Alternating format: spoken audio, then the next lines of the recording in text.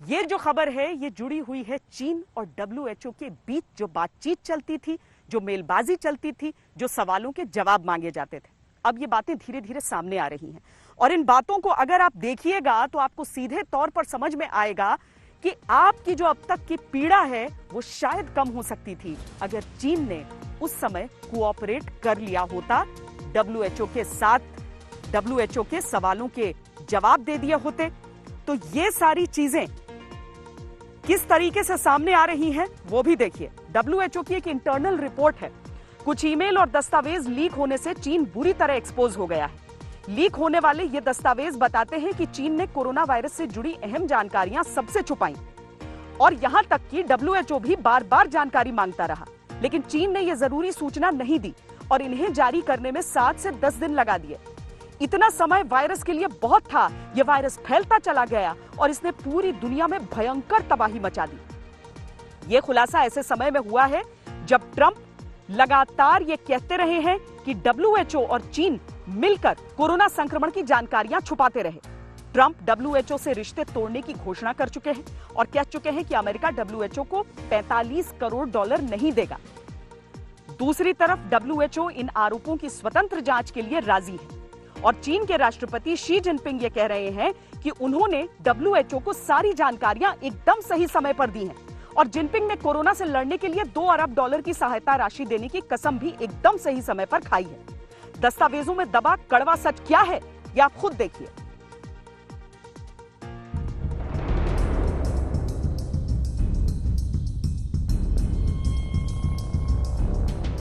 अमेरिकी राष्ट्रपति Donald Trump लगातार वर्ल्ड हेल्थ ऑर्गेनाइजेशन पर चीन का पक्ष लेने का आरोप लगाते रहे हैं। वो डब्ल्यूएचओ को चीन की कठपुतली बता चुके हैं।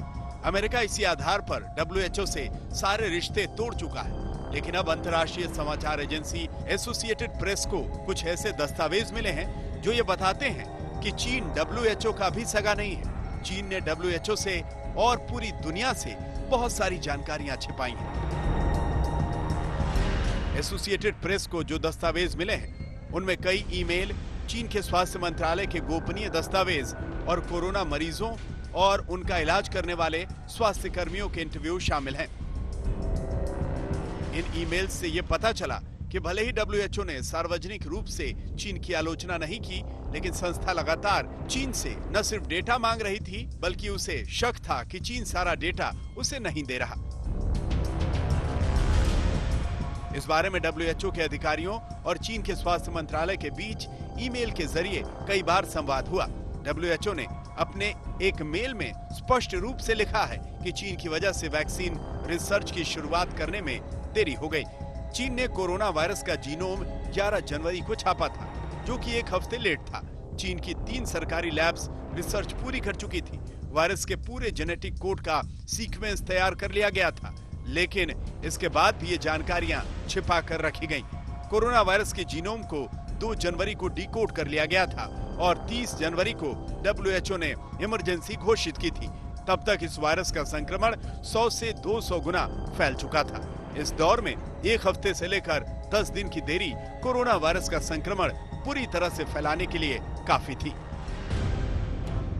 यहाँ चीन सरकार और वहाँ के प्रशासन की कारस्तानी देखिए। दिसंबर के आखिर में वहाँ के डॉक्टरों ने एक अलग तरह के निमोनिया के लक्षण देखे और चीन की कमर्शियल लैब्स को सैंपल भेजे। 27 दिसंबर तक विजन मेडिसिन नाम की एक कंपनी ने इसे नए वायरस के जीनोम को काफी हद तक जोड़ लिया था। यह पता चल गया था कि कोरोना वायरस सार्स से मिलता जुलता है। इस कंपनी ने वुहान के अधिकारियों को इसकी सूचना दी। इसके बाद कुछ आंतरिक आदेश जारी होते रहे।